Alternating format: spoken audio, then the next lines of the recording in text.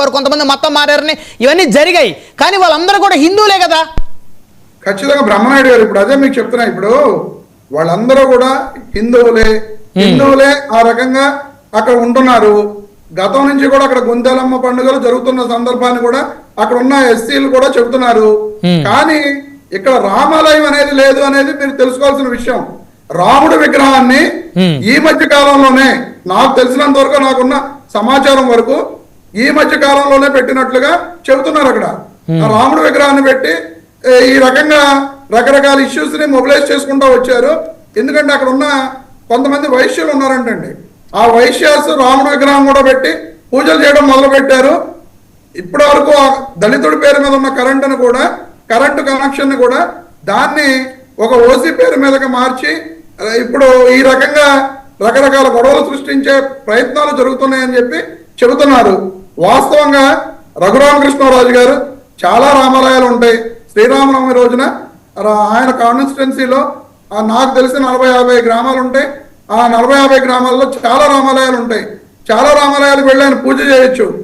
ఇక్కడ ఇష్యూ ఉండగా ఖచ్చితంగా అక్కడ ఏదో ఒక గొడవ జరుగుతుంది అనే ఆయన తెలిసి ఉండేనే కదా అంతమంది పోలీసులను పెట్టుకుని 50 మంది సిఆర్పిఎఫ్ పోలీసులు ఉన్నారు, 2 ఎస్ఐలు ఉన్నారు, చాలా మంది అక్కడ పోలీసు వారిని పెట్టుకుని ఖచ్చితంగా ఆ రామాలయానికి వెళ్ళి పూజ చేసి ఆ గొడవ ప్రారంభించదలుచుకున్నది ఆయన అనేది క్లియర్ గా మనకు అర్థమవుతుంది కదా. ఇక్కడ ఒకటి రమేష్ గారు ఆయన ఆ నియోజకవర్గాన్ని శాసనసభ్యులు.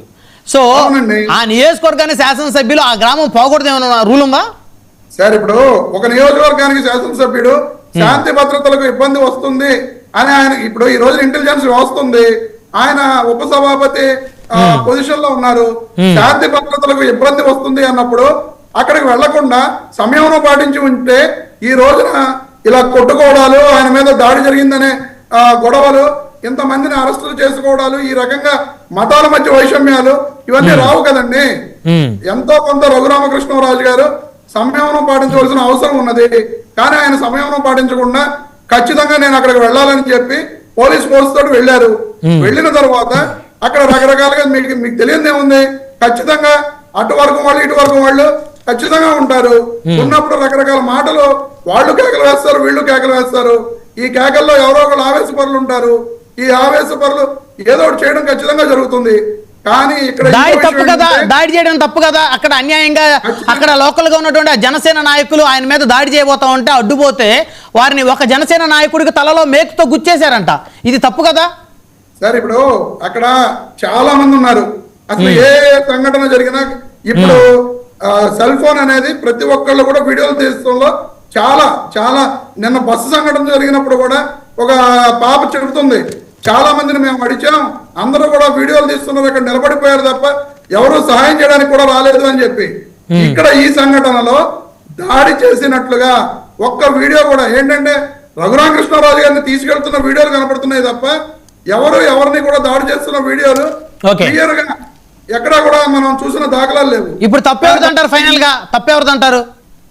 ఖచ్చితంగా నేను చెప్పేది ఏంటంటే రఘురామకృష్ణరాజు గారు సంయమనం పాటించి ఆ దేవాలయం అక్కడ ఉన్న చోటుకి వెళ్లకుండా ఉండుంటే, అంటే స్థానిక శాసనసభ్యుడు అక్కడ ఉన్నటువంటి వాళ్ళ పర్మిషన్ తీసుకొని శాసనసభ్యుడు మీరు మాట్లాడితే స్థానిక శాసనసభ్యుడికి శాంతి భద్రతలు పరిరక్షించవలసిన అవసరం ఉందా లేదా అది మీరు క్వశ్చన్ చేయట్లా.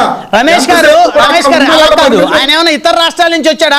స్థానిక శాసనసభ్యుడు అక్కడ శాసనసభ్యుడికే ఎంట్రీ లేదా ఆ గ్రామంలో? నాకు అర్థం కావట్లేదు.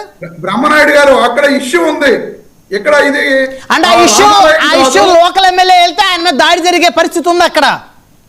మీరు తెలుసుకోవాల్సింది ఇష్యూని అక్కడ సాల్వ్ చేసే వరకు మనం సంయమనం పాటించి ఉంటే ఈ రోజున ఇంత ఘర్షణ వాతావరణం నెలకొని ఉండదు కదా అనేది నా అభిప్రాయం. ఎందుకంటే